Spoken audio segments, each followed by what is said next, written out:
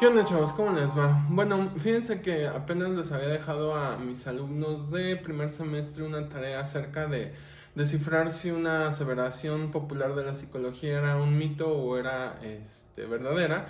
Y entonces me acordé que hace ya un tiempo había leído un artículo bastante interesante sobre los principales mitos de la cultura popular sobre la psicología. Entonces dije, bueno, podemos hacer un video retomando este tema. El artículo que les comento es de un autor que se llama Lilienfeld, es de 2010, lo encuentran ahí en los buscadores especializados, y él también tiene algunos otros artículos y textos acerca de, bueno, por ejemplo, tiene uno de mitos específicamente para la psicoterapia y de algunos pensamientos irracionales, me parece, en la psicología. Pero bueno, entonces, vamos a analizar algunos de estos mitos. El primer mito, es uno que es súper popular. De hecho, cuando salió hace ya algún tiempo una película que se llama Lucy, que es bastante mala, lo único rescatable creo que es Scarlett Johansson y bueno, y Morgan Freeman, pero pues en realidad no es nada buena. Es esta idea de que solamente utilizamos el 10% de nuestro cerebro. Ese es un mito completamente, porque primero que nada, imagínense, evolutiva y biológicamente, ¿cómo se explicaría que tuviéramos un órgano tan grande, ¿no? Y que aparte creo que consume el 20% del oxígeno que le traemos con la respiración a nuestro cuerpo y que no sirviera salvo el 10%? En realidad eso es un mito. Todas las estructuras y todas las áreas cerebrales tienen alguna o más bien varias funciones, y aunque a lo mejor no siempre están encendidas, por así decirlo, y que no, yo creo que eso es una simplificación. Más bien la idea es que todas sirven para algo y todas tienen un funcionamiento específico. Entonces, eso es un mito completamente, y además, vaya, es un mito que está derivado, fíjense, aquí en el artículo mencionaba que en algún momento William James habló de que el ser humano solamente alcanza el 10% de su desarrollo potencial. Entonces, obviamente esto se fue como modificando, y que en algún momento se empezó a hablar más bien de que eran el 10% de las capacidades cerebrales, lo cual, insisto, es un mito. También me acuerdo que alguna vez leía un texto donde decía que en algún momento, cuando empezaron a investigar sobre cuestiones neurofisiológicas, a un científico se le ocurrió como cortar partes del encéfalo de unas ratitas. Entonces las ratitas como que a lo mejor tenían algún tic, a lo mejor tenían alguna consecuencia, pero muy mínima, y seguían funcionando relativamente bien, ¿no? Entonces también se hablaba de esta idea de que es probable de que nuestro cerebro no, tuviera áreas que no estaban en funcionamiento, y que también explicaría fenómenos como la telequinesis y la telepatía y todas esas cosas que salen en las películas. Y obviamente, pues no, esto es más bien un fenómeno de plasticidad cerebral y de la capacidad del encéfalo a adaptarse a situaciones extremas. Entonces, obviamente, eso es un mito. También aquí, por ejemplo, tenemos otro submito como derivado de esto, de la idea de que si nada más alcanzamos el 10% de nuestro potencial, bueno, por eso hay un montón de bestsellers en los libros de alcanza tu máximo potencial, y que más bien a lo que yo creo que William James se podría haber referido, esto también es una interpretación, pero es que a lo mejor muchas veces nosotros en nuestro desarrollo, por cuestiones circunstanciales o incluso porque nosotros mismos nos ponemos ciertas trabas, no podemos desarrollar todas las habilidades o las habilidades que tenemos o que aprendemos al 100%, ¿no? Podría ser una interpretación un poco más clara.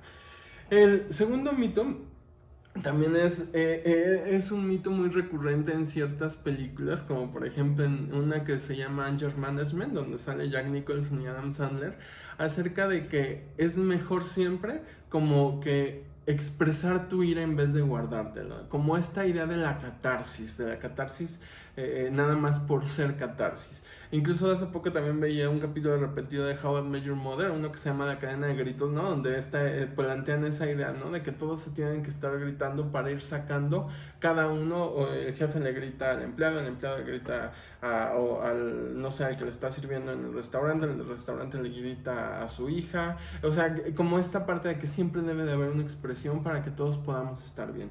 Obviamente esto es un mito porque, vaya, en la parte de investigación, en la parte empírica, se ha mostrado que el solo hecho de la catarsis no es positiva, sino viene acompañado más bien de un análisis profundo del problema, de un análisis y una resolución del problema que subyace en esta ira.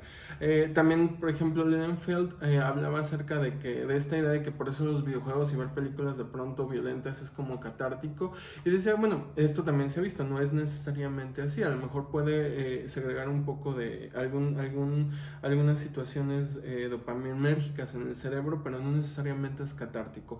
De hecho, de ahí se podría derivar otro submito, ¿no? Esta cuestión de que los videojuegos causan violencia, eso también es un mito. Aquí desafortunadamente se puso de moda el tema cuando hubo una serie de tiroteos en el norte del país, en México, y se hablaba mucho de esta situación de que era causado por videojuegos. La APA sacó apenas hace un año precisamente un comunicado donde definitivamente pone fin a la discusión diciendo que no hay una relación causal entre la violencia y el uso de videojuegos. Y como también les decía, del mito derivado, no del mito principal, esta idea de que el expresar violencia, el expresar ira no necesariamente es catártico por sí solo.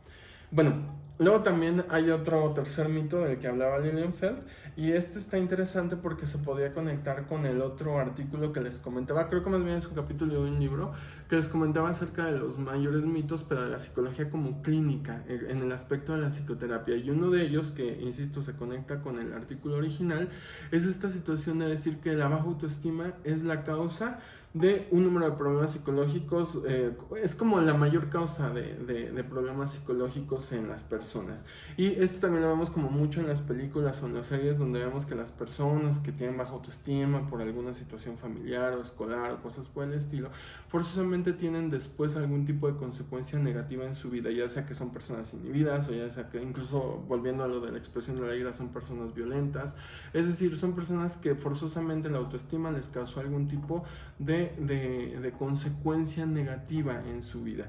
Entonces, bueno, primero que nada, sí hay, empíricamente sí hay una asociación entre la autoestima y ciertas cuestiones negativas. Es decir, por ejemplo, la cuestión de que las personas con baja autoestima se dejan influir más socialmente por sus pares. Sin embargo, esta de la influencia de los pares es la variable que lo conecta con otro tipo de eventos negativos como el uso de drogas. Es decir, la baja autoestima por sí sola no necesariamente es causal del uso de drogas, sino que está asociada a otra variable, que esa otra variable sí es causal del uso de drogas. Entonces, vaya, por eso de pronto no necesariamente es tan cierto esta idea de que la baja autoestima forzosamente te causa problemas. Está asociada, y por eso los psicólogos también trabajamos mucho con esta situación de la autoestima y el autoconcepto, pero no necesariamente es algo causal. De hecho, hay investigaciones donde se demuestra que una alta autoestima no necesariamente es un causal del éxito profesional o del éxito económico de las personas. Bueno, aquí les decía que esto también se conectaba con el otro artículo de mitos de Lilienfeld, porque había uno donde hablaba sobre la fragilidad humana, que los humanos somos muy frágiles psicológicamente y por eso nuestro trabajo es tan importante, y que, bueno, en parte es obvio, es cierto que nuestro trabajo como psicólogos sí es importante. Sin embargo, también se hablaba de que no necesariamente somos tan frágiles como a veces se piensa. No necesariamente necesitamos forzosamente siempre una situación de, ay, no, hay que ir luego al psicólogo, porque se ha demostrado también empíricamente que nuestros recursos de afrontamiento que creamos y que vamos aprendiendo a lo largo de nuestra vida generalmente nos sirven de manera, por así decirlo, natural para afrontar las consecuencias negativas, o más bien los eventos negativos en la vida. Por ejemplo, en el caso del estrés postraumático, ahora que nosotros tuvimos un terremoto en el 2017, yo hice una medición apenas, espero que ahora que ahora que estamos en cuarentena tenga un poco más de tiempo para escribir, y en realidad ya no hay tantos niveles de estrés postraumático. Obviamente quedan secuelas, quedan unas situaciones ahí negativas. Sin embargo, la mayoría de las personas con sus recursos de afrontamiento naturales, insisto entre comillas porque más bien son aprendidos, se pueden ajustar psicológicamente por medio de estos recursos de afrontamiento, por su capacidad resiliente, si le quieren llamar así, ¿no? También derivado de esta cuestión de la autoestima, y ahorita que les decía esta idea de que si a ti te pasa, si tú tienes baja autoestima en la infancia, forzosamente vas a tener algún tipo de evento negativo en la vida adulta. Esto es una mala interpretación, o más bien es una sobreinterpretación de ciertas teorías freudianas, ¿no? Donde esto de que decía que el padre el niño es el padre del hombre, es decir, que todo lo que te pasa en la infancia forzosamente va a tener algún tipo de consecuencia en la edad adulta. Esto, por ejemplo, también es un mito, ¿no? Lo podríamos derivar de esta idea de la autoestima, porque vaya, toda nuestra vida, nuestro desarrollo humano siempre va haciendo que vayamos cambiando ciertas situaciones y modificando ciertos aspectos de nuestra vida para irnos ajustando. Entonces también eso es un mito. Por cierto, acabo de ver la serie de Freud, nada más aguanté 2 capítulos, y digo, de entrada no se trata absolutamente nada de Freud, y no soy amante del psicoanálisis, entonces no me sorprendió tanto, y además venía de ver otras series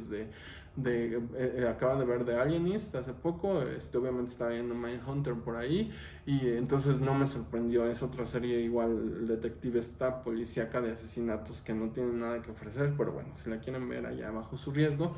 Sin embargo, ese podría ser otro submito, el mito de que la mayoría de los psicólogos somos psicoanalistas. Eso obviamente es un mitote, porque porque vaya, aunque el psicoanálisis sigue siendo una tradición relativamente importante para la psicología, en realidad la psicología moderna científica está completamente alejada del psicoanálisis, porque la mayoría de sus corolarios de muchos conceptos que maneja pues son metafísicos, y por lo tanto no pueden ser abordados desde el punto de vista científico.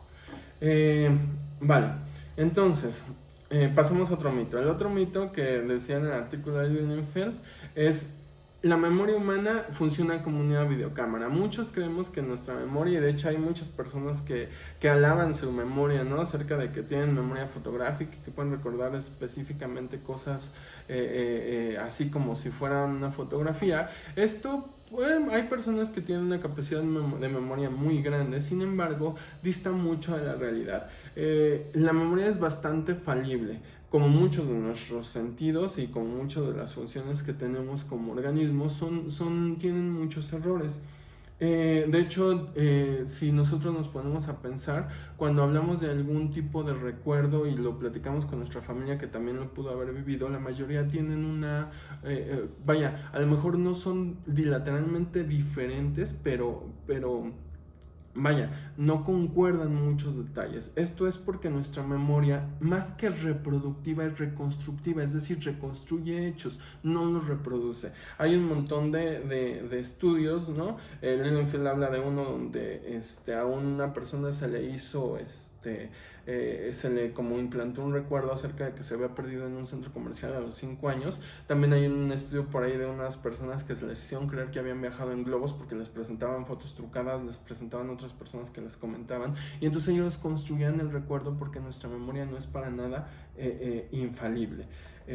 También se explican ciertos elementos de que, por ejemplo, la mayoría de las personas pueden caer en esta idea no me gusta, esto también es medio cultura popular, pero esta idea del efecto Mandela, de recordar eventos o formas de los eventos que en realidad no pasaron así. Hay uno bien interesante, lo estaba viendo hace poco, esta situación de que Zabludovsky, después de la matanza que hubo aquí en México de estudiantes en el 68, empezó su noticiero en la tarde con la frase de: hoy fue un día soleado, o algo por el... Sí, así era, ¿no? Hoy fue un día soleado. Esto en realidad no hay una prueba de que haya pasado. Primero, porque su noticiero en ese momento, creo que su noticiero, que era el más famoso, 24 horas, no había empezado sino hasta 1970, y pues obviamente la matanza fue en el 68.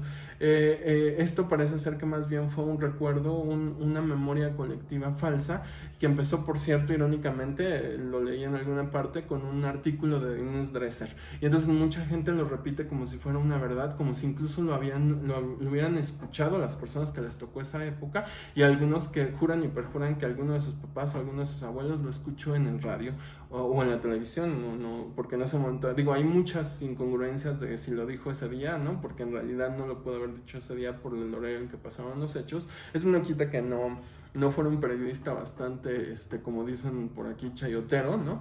Pero definitivamente eso como tal no lo pudo haber dicho ese día, ¿no? Y no hay una prueba de que lo haya dicho, es una memoria colectiva falsa, por así decirlo, ¿vale? Y que prueba también eso, ¿no? Cómo podemos implantar ciertos recuerdos a base de una presión social. No es como en Inception, también eso es una exageración, pero bueno, vaya, esa es la idea. Luego, algo derivado también de esta idea de la memoria es la hipnosis. Es una forma única de llevar al ser humano a un estado como de debilidad, donde puede ser sugestionado.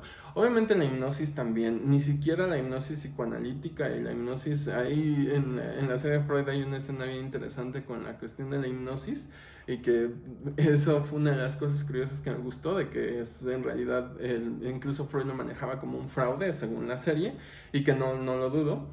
Pero esta idea de que te puedes sugestionar, ¿no? Obviamente, insisto, en las películas sale hasta que puedes actuar y hacer cosas y definitivamente, someter tu voluntad a la persona que te está hipnotizando, eso es una tontería, ¿no? Eso es parte de las películas y la ciencia ficción. Y más bien la hipnosis, los que han logrado,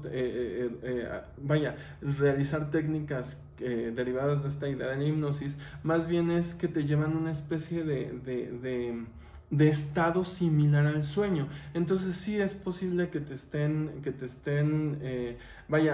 puedes estar sugestionado, porque es como cuando estás dormido y te hacen una pregunta y que a lo mejor sí estás contestando con la verdad porque no tienes tus mecanismos de defensa, por así decirlo, conscientes en ese momento. Sin embargo, también puedes estar contestando algo completamente diferente y relacionado a lo que estás soñando. Es decir, te están preguntando si eres infiel y tú dices que sí, pero en realidad tú estás soñando que te preguntan si quieres un helado de fresa o algo por el estilo. Eso es una forma simplista, pero es correcta de entenderlo, ¿no? Esta idea de que la sugestión en la hipnosis en realidad también no se ha comprobado de manera empírica que funcione. Simplemente es un estado de relajación, un estado de trance similar al sueño, ¿vale?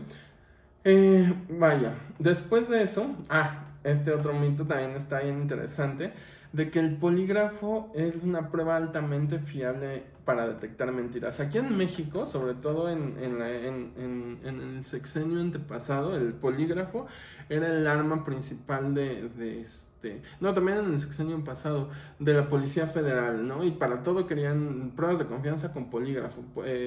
No, si quieren saber que si estoy diciendo la verdad, vayan y impónganme en un polígrafo, porque se creía que esta era la forma más fiable de detectar mentiras. Eso en la psicología científica está comprobado que no es así. El polígrafo es un buen detector a lo mejor de ciertos síntomas fisiológicos ansiosos, de la parte fisiológica de la ansiedad. Sin embargo, no es un buen detector de mentiras, porque pues hay personas, eso se ha visto, que pueden estar diciendo mentiras y tienen un buen control fisiológico de su cuerpo, y entonces pues no presentan ningún tipo de reacción que pueda captar el polígrafo. Y también hay personas que pues tú les empiezas a hablar de crímenes, hablar de alguna situación y se ponen muy nerviosas, y entonces el polígrafo lo detecta como mentira, cuando en realidad simplemente están detectando lo que podríamos llamar como el aurosal, estas reacciones fisiológicas. Esto lo vemos un montón también en películas, ¿no? O en series de televisión, pero curiosamente son series a lo mejor que están hablando de periodos de tiempo como los 70s, los 80s, donde sí se creía que era un buen ejemplo, o más bien un buen instrumento para la detección de mentiras. Bueno, el siguiente mito también es muy coloquial, porque yo lo he escuchado de muchos alumnos, esta situación de decir que polos opuestos se atraen. De que si tú tienes una pareja que es muy diferente a ti, van a tener un éxito como una relación, porque pues, imagínate qué aburrido tener una persona que piensa igual que tú. Eso es un mito completamente. De hecho, ahí podría derivar, y me puse a pensar en otro submito, esta idea de que el odio lleva al amor, que a lo mejor, es un mito cuando se maneja así completamente, porque sí es cierto, hay ciertas vías neuronales, vías y áreas cerebrales que se ha demostrado científicamente que, como que, por así decirlo, se encienden tanto cuando amas como cuando odias a una persona. Entonces esa idea, ¿no?, de que del odio viene el amor podría tener esa versión. Sin embargo, es un poco más complicado que solamente eso. Y bueno, derivado de esta idea, ¿no?, pues entonces si tú odias a una persona porque piensa diferente, pues tarde o temprano se va a convertir en amor y van a ser polos opuestos que se atrajeron.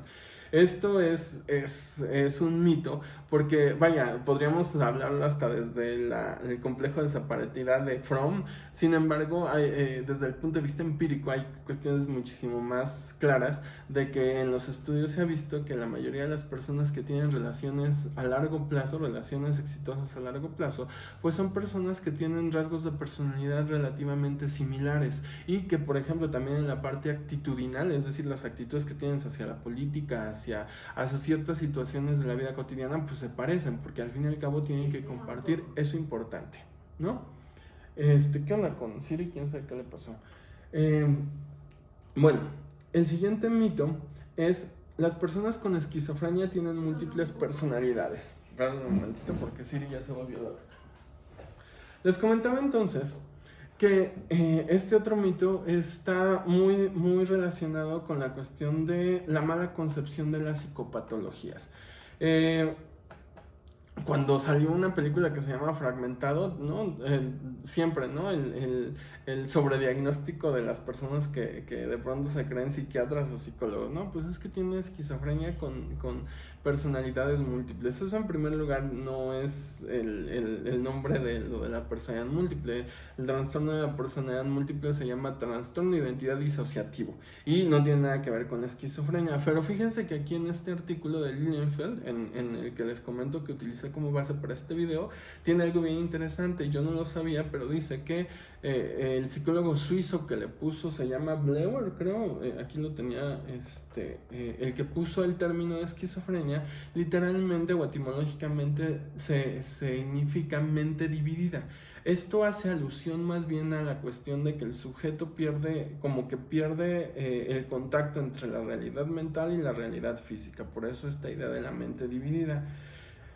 Sin embargo, ¿no? Actualmente se ha romantizado mucho esta idea de la esquizofrenia por esta cuestión de la personalidad múltiple, o en algunas películas que la verdad son muy, pues sí, son muy negativas para la cuestión psiquiátrica, para la cuestión psicopatológica, porque bueno, por ejemplo, la esquizofrenia como trastorno está asociado a otros fenómenos muy negativos como el suicidio, como la depresión clínica, como el abuso de las sustancias, de drogas, es decir, ¿no? Entonces, esta situación de creer que la esquizofrenia es igual al trastorno de identidad disociativo es un mito. Bueno, el siguiente mito que tenía aquí es uno que yo no había escuchado, a lo mejor es muy de países anglosajones, aquí tenemos nuestras versiones muy específicas, pero esta situación de que dicen que los días de luna llena hay más crímenes, las personas se comportan de formas muy extrañas, y bueno, esto tiene cierto sentido, otra vez malinterpretando una idea freudiana, una idea psicoanalítica, acerca de que a lo mejor como los seres humanos tenemos ciertas actitudes y ciertas conductas que siguen estando relacionadas con nuestros instintos primitivos, pues a lo mejor como los animales que también luego siguen los ciclos lunares o este tipo de situaciones, pues también podríamos, y que afectan su conducta, ¿no? También los seres humanos podríamos vernos afectados por la luna llena específicamente, ¿no? Y hacía una cierta alusión a la idea de que desde el término, ¿no? De que el lunático pues tiene la misma raíz etimológica que la luna.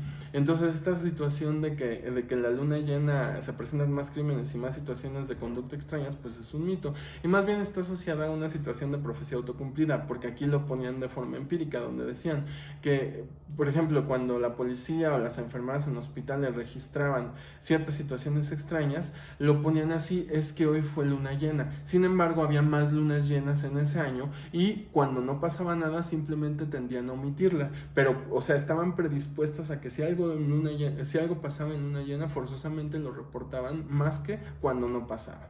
Y bueno, también otro mito, y ya para terminar, es la idea de que las personas, los criminales, siempre utilizan, esto también era mucho en la situación anglosajona, utilizan mucho esta idea de que se defienden aludiendo a que tienen algún tipo de trastorno mental. Aquí en México también hay algunos casos, sobre todo sonados, donde muchas personas han querido utilizar esta defensa. Sin embargo, no es tan común como luego lo representan películas o series como CSI o como La Ley y el Orden.